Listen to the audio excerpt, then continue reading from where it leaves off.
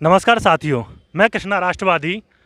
आप ये देख रहे होंगे, ये जो ज़मीन है ये कई सालों से ये बंजर पड़ी हुई है और ये भीमपुर के निकट है। मात्र 500 मीटर की दूरी पर है। आपने भीमपुर चौराहा देखा होगा, बीरंगना अवंतीबाई की मूर्ति देखी होगी, उसी के पास में ये ज़मीन है और ये काफ़ी सालों से बंजर पड़ी हुई है।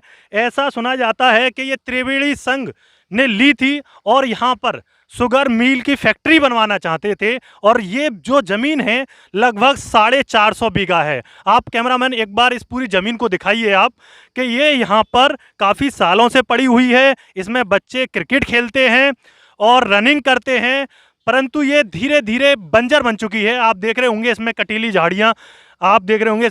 झाड़ियाँ उग चुकी हैं और ये काफ़ी समय से इसी हालात में है। ये वैसे शुगर मिल के लिए त्रिवेणी संघ वालों ने इस ज़मीन को खरीदा था, परंतु उतने सालों में काफ़ी समय हो गया है। हम पूछेंगे कितना इसको समय हो गया है तब से, ना तो इसमें कोई शुगर मिल या कोई भी औद्योगिक फैक्ट्री नहीं लगाई गई है। और यहाँ पर जब ज़मीन खरीदी गई थी किसानों से, वो इस बात को लेकर खरीदी गई थी कि इसमें शुगर मिल लगेगी या कोई औद्योगिक फैक्ट्री लगेगी। इस वजह से यहाँ के जो किसान हैं उन्होंने अपने क्षेत्र के विकास के लिए, अपने रोजगार के लिए इस ज़मीन को खरीदा, परंतु ना तो यहाँ पर कोई रोजगार का अवसर मिला यहाँ के लोगों को और जो ज़मीन है वो भी सस्ते दामों पर मिली। और आइए हमारे साथ में हैं, आप अपना परिचय दीजिए और बताइए इसका मामला क्या है और कब से आप इस ज़मीन को लेकर के इसका जो केस चल रहा है उसको लेकर के, ये विवाद जो चल रहा है उसको लेकर के आप कब से यहाँ पर लगे हुए हैं और किसानों के साथ में आप मिलकर के आवाज़ उठा रहे हैं। आप सबसे पहले परिचय दीजिए। हाँ, तो कृष्ण राष्ट्रवादी जी, सर्वप्रथम तो मेरा आपको सादर नमस्कार। राष्ट्रवादी जी, आपने अभी दिखाई है चारों तरफ इस ज़मीन की। मैं आपको परिचय, मेरा छोटा सा परिचय है। मैं पास के गांव किड़ा का नंगला का रहने वाला हूं। नाम मेरा अमर सिंह है और मैं राजस्थान पुलिस में डिप्टी एसपी पद से रिटायर हुआ हूं। और मैं अक्सर गांव में आता जाता रहता हूं। जब मैंने ये देखा कि ये ज़मीन क्यों पड़ी हुई है, तो मुझे मालूम पड़ा लोगों से कि यह ज़मीन सन 2005 में सन 2005 में चीनी शुगर मिल वालों ने, जो त्रिवेणी ग्रुप है जिसका नाम, उसने ये खरीदी थी किसानों से।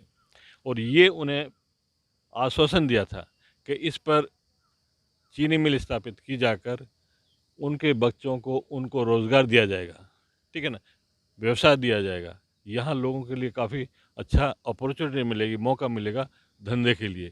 लेकिन उन्होंने अभी तक, सन 22 हो रहा है, अब तक उन्होंने कोई भी किसी तरह का धंधा भी स्थापित नहीं किया, न कोई यहाँ इन्होंने शुगर मिल स्थापित की। हमने प्रयास किया, हमने देखा, तो हमने ये पाया कि दौलतपुर खुर्द के एक पंडित जी हैं, पप्पू पंडित जी के नाम से आम लोग उन्हें जानते हैं। उनसे मैंने संपर्क किया तो ज्ञात हुआ, उन्होंने मुझे काफ़ी डिटेल इसके बारे में बताई। कानून का भी हमने अध्ययन किया तो लैंड रेवेन्यू एक्ट 2006 के सेक्शन 89 के सब सेक्शन 3 के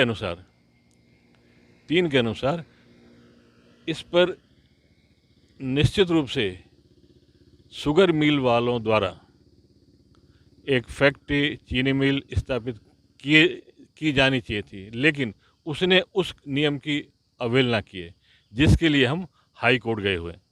हाई कोर्ट में हमने जनहित याचिका दायर की है। जिस जनहित याचिका में पहली 1 तारीख पड़ी थी, उसके बाद में 24 मई पड़ी और उसके बाद में अब 30 अगस्त है, ठीक है ना। इस 30 अगस्त को देखो क्या फैसला आता है। हम समझते हैं कि ये जो जनहित याचिका डाली गई है जनता के हित के लिए डाली गई है, अमर सिंह व्यक्ति विशेष के हित के लिए नहीं है, एक पंडित जी, जो पप्पू पंडित जी, उनके विशेष हित के लिए नहीं है, किसी एक व्यक्ति विशेष के हित के लिए नहीं है, ये आम जनता के हित के लिए है। इसमें त्रिवेणी ग्रुप वाले कोई भी बिजनेस, कोई भी धंधा, शुगर मिल वगैरह स्थापित कर देते हैं, वो हमारी एक क्या नाम है, इच्छा शक्ति है। हम चाहते हैं कि इसमें कोई न कोई शुगर मिल स्थापित हो, कोई धंधा स्थापित हो, कोई बिजनेस क्या नाम है, इस तरह की फैक्ट्री वगैरह स्थापित हो, जिससे कि यहाँ के लोगों को धंधा मिले, व्यवसाय मिले। ये हमारी इच्छा है। हमारी उनसे त्रिवेणी ग्रुप वालों से कोई दुश्मनी नहीं है। हम उनको फेस से जानते भी नहीं हैं, लेकिन कागजात के रिकॉर्ड के आधार पर उन्होंने जो अवहेलना की है वो गलत है।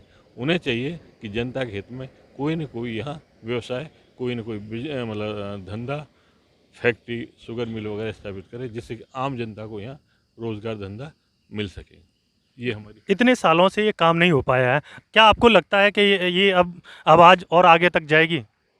ये तो बड़ा प्रश्न है कि इतने सालों तक ये काम क्यों नहीं हो पाया। वजह यह है कि यहाँ की जो सराउंडिंग की जनता जनार्दन है, उसमें अवेयरनेस की कमी है, जागरूकता की कमी है। कभी उनके दिमाग में नहीं है कि ज़मीन इतनी बंजर सी क्यों पड़ी है, क्या वजह है। यदि उनके दिमाग में पहले आ गया होता तो निश्चित रूप से ये स्टेप बहुत पहले उठा लेते। आदरणीय पंडित जी ने इसके प्रयास किए थे, लेकिन अकेला चना बाहर नहीं फूट सकता, तो वो उसको प्रयास करने के बावजूद कुछ नहीं कर पाए थे। मैंने फिर सम्मिलित प्रयास किया है, हमने सामूहिक रूप से प्रयास किया है, तो निश्चित रूप से हम कुछ न कुछ इसमें प्राप्त करेंगे, सफलता प्राप्त करेंगे। और सफलता क्या है? व्यक्ति विशेष की सफलता नहीं है, ये आम जनता की सफलता है, आम जनता के लिए है, आम जनता के हित के लिए है, एक व्यक्ति विशेष के लिए नहीं है। तो हाई कोर्ट भी या कोई भी न्यायाधीश ये देखेगा कि जनहित ही आज क्या है, जनता जनार्दन के हित के लिए, तो क्यों न उसके लिए वो सकारात्मक रुख अपनाएगा। यदि त्रिवेणी संघ अगर इस पर कोई फैक्ट्री या शुगर मिल नहीं लगाता है, तब आपका अगला कदम क्या होगा? देखो, हमारा व्यक्तिगत होगा, उसके लिए तो हमको एजिटेशन कर सकते हैं, गवर्नमेंट से मांग कर सकते हैं, ठीक है ना। उसने जो रेवेन्यू स्टैम्प की मतलब रेवेन्यू स्टैम्प में जो रिबेट प्राप्त किए वो भी गलत है। उद्योग धंधा स्थापित करने की उसने जो परमिशन ली है वो भी गलत है। उद्योग धंधा स्थापित करने की गरज से जब इसने ज़मीन खरीदी है तो उस पर जो रेवेन्यू स्टैम्प लगता है ना, रेवेन्यू स्टैम्प लगता है, उस पर रिबेट मिलता है। और जानकारी में यह है कि उस रिबेट का इन्होंने करीब 1 करोड़ की रिबेट पाई है, 1 करोड़ रुपए की रेवेन्यू स्टैम्प पे रिबेट पाई है। तो इस तरह से वो गलती हो जाती है। दूसरा, इस रेवेन्यू लैंड एक्ट की गलती हो जाती है, तो निश्चित रूप से ये दोषी करार दिया जाएगा हाई कोर्ट द्वारा। जैसे कभी आपकी टीम की त्रिवेणी संघ के जो ग्रुप के जो लोग हैं उनके साथ में आपकी मीटिंग हुई है, आपने रखा है उनके सामने ये प्रस्ताव? नहीं, मेरी तो देरी क्यों कर रहे हैं वो? मेरी तो कोई मीटिंग नहीं हुई। देरी क्यों करे ये भी मेरे समझ में नहीं आता, लेकिन उन्हें कुछ ना कुछ करना चाहिए, ये हम उम्मीद करते हैं उनसे।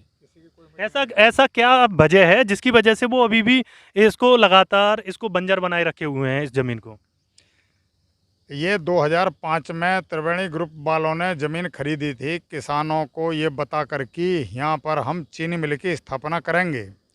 लेकिन 2005 से और आज 2022 हो रहा है, आज तक इन्होंने किसानों को धोखा दिया और कोई भी चीनी मिल या अन्य उद्योग धंधा ना तो इन्होंने बनाया है और ना ही किसी प्रकार का कोई आश्वासन दिया है कि हम कुछ समय बाद इसमें कोई उद्योग धंधा स्थापित करने जा रहे हैं। इन्होंने इतना बड़ा विश्वासघात किया है कि पहले तो इन्होंने ये कह दिया कि यहाँ चीनी मिल लगा करके और इस क्षेत्र में गन्ना किसानों का विकास होगा, और जिनकी ज़मीन गई है उनके परिवार में से प्रत्येक, जिस परिवार की ज़मीन गई है, प्रत्येक एक बच्चे को योग्यता अनुसार रोजगार दिया जाएगा। तो इन्होंने तो हम किसानों के साथ विश्वासघात किया है और हमारे परिवार के साथ बिल्कुल ये कर दिया कि हमारा परिवार जो है इन्होंने विनाश की तरफ भेज दिया है। कितने दामों में जब ये ज़मीन 2005 में खरीदी गई तो कितने दामों पर खरीदी गई थी? ये 2005 में 1 लाख प्रति कच्चा बीघा की दर से ये ज़मीन खरीदी गई थी। आज इसका कितना मूल्य है? आज इसका मूल्य है लगभग 25 लाख प्रति कच्चा बीघा की दर से। लगभग कितना ज़मीन है? ये लगभग 450 बीघा ज़मीन है दौलतपुर खुर्द गांव की और नयाबास कोतकपुर गांव की। जो ज़मीन से जुड़े लोग हैं उनको तो परिवार में से आय मिलेगी, एक रोज़गार मिलेगा, लेकिन जो यहाँ की जो भीमपुर के आसपास की या पूरा ये क्षेत्र की जो जनता है उनके लिए क्या फ़ायदा होगा? जब कहीं पर कोई उद्योग धंधा स्थापित होता है तो उस पूरे क्षेत्र में ही समग्र विकास होता है, तो पूरे क्षेत्र में समग्र विकास की लहर दौड़ेगी यहाँ पर।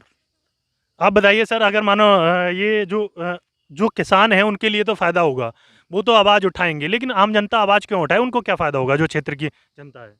क्षेत्र की जनता को व्यवसाय मिलेगा, दुकानें लगेगी, मार्केट खुलेगा, मार्केट खोलने वाले आम जनता ही होगी, ठीक है ना? और आमद रफ़त बढ़ेगी, नौकरियाँ मिलेंगी लोगों को, ठीक है ना? अच्छा, एक बात आपने पूछी थी कि यदि ये नहीं बनाता है, फैक्ट्री नहीं डालता है और कोई धंधा स्थापित नहीं करता है, तो लॉ ये कहता है कि ये 75 बीघा ज़मीन से ज़्यादा खरीद नहीं सकते। तो 75 बीघा ज़मीन को छोड़कर शेष बीघा ज़मीन, शेष जो ज़मीन रहेगी उसको गवर्नमेंट अपने अधिग्रहण में ले लेगी। गवर्नमेंट को अधिकार है कि उसको इन आदेशों की पालना करने पर किसान से या जिस किसी ने भी ज़मीन खरीदी है ज़्यादा, 75 बीघा उसको दे देगी गवर्नमेंट, और बाकी जो ज़मीन है वो खुद अपने पोजीशन में ले लेगी। ये इसके लिए अधिकृत है गवर्नमेंट, राज्य सरकार।